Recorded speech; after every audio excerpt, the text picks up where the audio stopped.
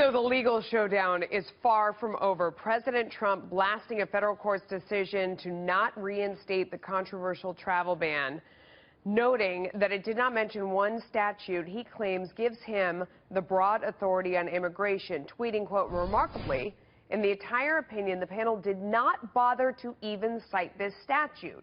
A disgraceful decision." Here now is Sekulow, the chief counselor for the American Center for Law and Justice. A lot to get to here.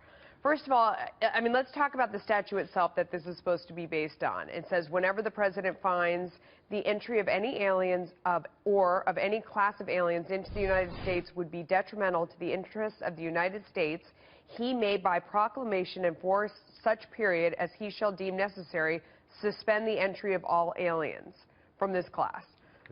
Does that give him the right to do what he did? What's your opinion?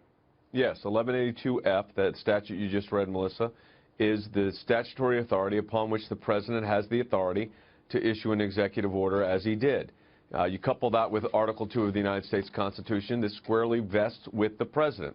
What the Ninth Circuit said was because there was some confusion in the order initially did not have as an excluded class visa holders, green card holders that later came out in a White House directive. They said that wasn't enough of a cure.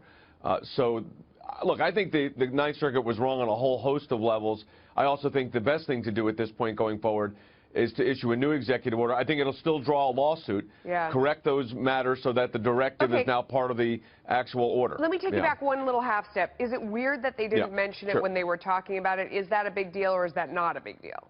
That they didn't mention the statute No, it's a big itself? deal. That the statutory authority upon which the case rested is not even footnoted in the opinion. I mean, they act as if they ignore it. So what do is they argue policy and evidence, by the way, none of which was admitted at trial. Zero evidence. They didn't have time for evidentiary hearing. A lot of people like yourself are saying that he should go back to the drawing board and rewrite the executive order and sort of tailor it to what they say. Is that a good idea, or are they just against this? So that's not really going to help very much.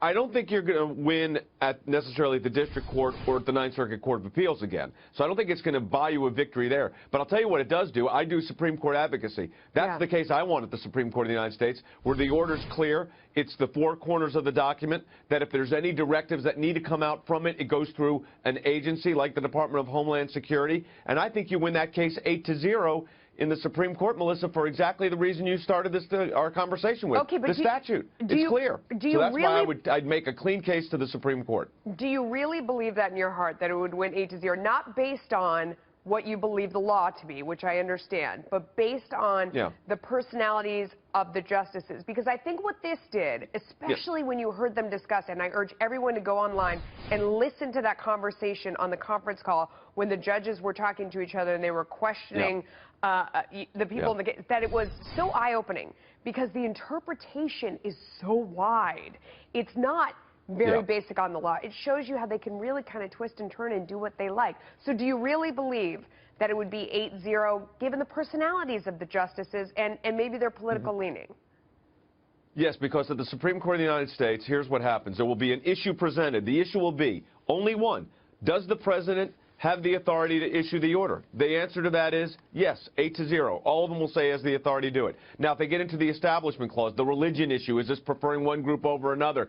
That you have more diversity on the court. But even on that, I've argued a lot of Establishment Clause cases at the Supreme Court. I've argued a lot of cases at the Supreme Court. I think you win that one 8-0. I don't think it's a complicated case once it's fixed. Once the executive order meshes with the directives, and that's all in one document, I think the president has a great case. Listen, we backed him regardless. We thought he still should have won under the law, but you weren't going to win in the Ninth Circuit. This is a court that's overturned 80% of the time. Jay, you are so smart. We love having you on. Thanks for helping us out today. Thanks.